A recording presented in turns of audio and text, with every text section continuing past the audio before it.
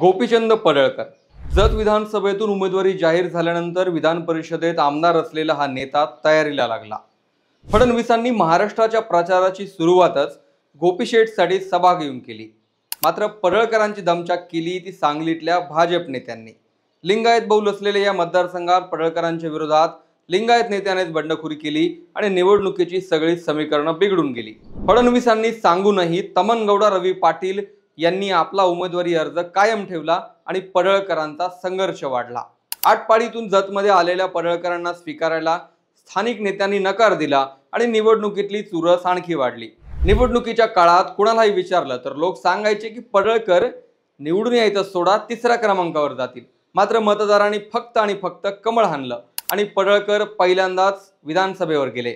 मात्र ज्या नेत्यांनी विधानसभेत दमछाक केली त्यांचा परफेक्ट कार्यक्रम कसा राबवलाय आणि फडणवीसांचे आदेश न मानणाऱ्या तमनगौडांपुढे पडळकरांनी कसं राजकीय संकट उभा केलंय या बदल्याची स्टोरी तुम्हाला या व्हिडिओत मी सांगणार आहे। नमस्कार, मी विशाल आणि तुम्ही पाहताय story.com। या व्हिडिओला सुरुवात करण्यापूर्वी एक महत्त्वाची आठवण, हे चॅनल तुम्ही सबस्क्राइब केलेले नसेल तर सबस्क्राइब बटनवरती क्लिक जरूर करा। सांगली जिल्ह्यातला आणि विशेषतः जतमधला धनगर समाज एकी काय असते याचं उदाहरण तयार करणारा ठरला। कारण या मतदारसंघाला धनगर नेत्यांचा मोठा इतिहास लाभलाय आणि हा इतिहास तयार करता आला तो फक्त आणि फक्त या मतदारसंघातील धनगर समाजाच्या एकीमुळे।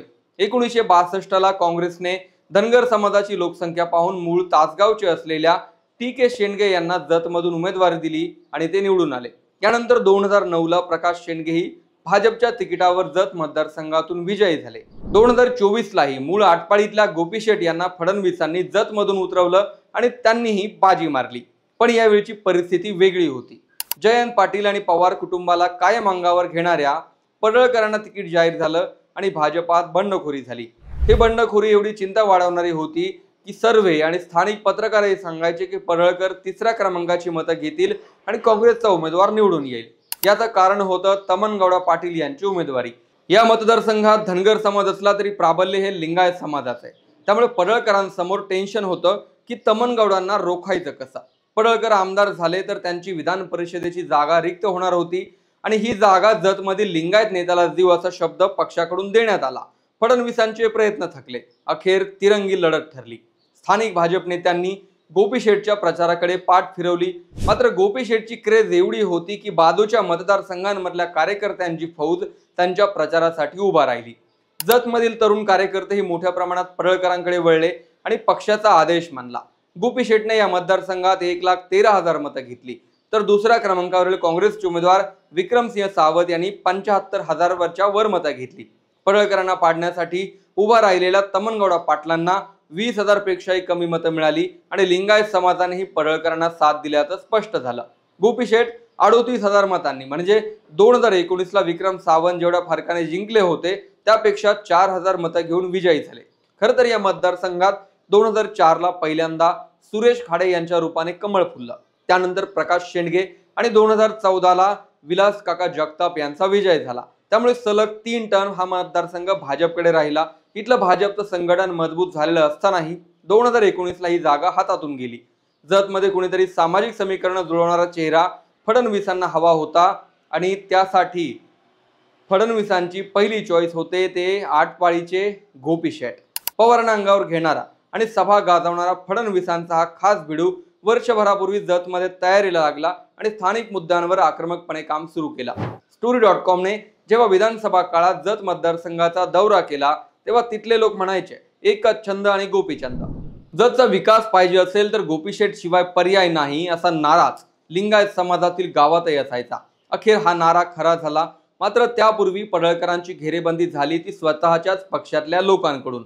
माजी आमदार विलास काका जगताप यांची अख्खी यंत्रणा पडळकरांच्या विरोधात उभा राहिली। त्यांनी तमनगौडांना अपक्ष उभा केलं, फडणवीसांच्या आदेशालाही जुमानलं नाही आणि लिंगायत मतांच्या बळावर उमेदवारी अर्ज दाखल केला। तमनगौडांच्या उमेदवारीचा फायदा हा विक्रम सावंत यांना होणार होता आणि काही प्रमाणात तसं झालंही। तमनगौडांनी पडळकरांना मिळणारी 20,000 मतं घेतली आणि पडळकरांना अपेक्षित असणारं 50 ते 60,000 लीड 38,000 वर आलं। तमनगौडा पाटील हे सुद्धा भाजपचे निष्ठावान कार्यकर्ते आणि सभापती राहिलेत। त्यांनी मतदारसंघात भाजपची यंत्रणा तयार करण्यात मोलाची भूमिका निभावली। मात्र विषय सोशल इंजिनिअरिंगचा होता।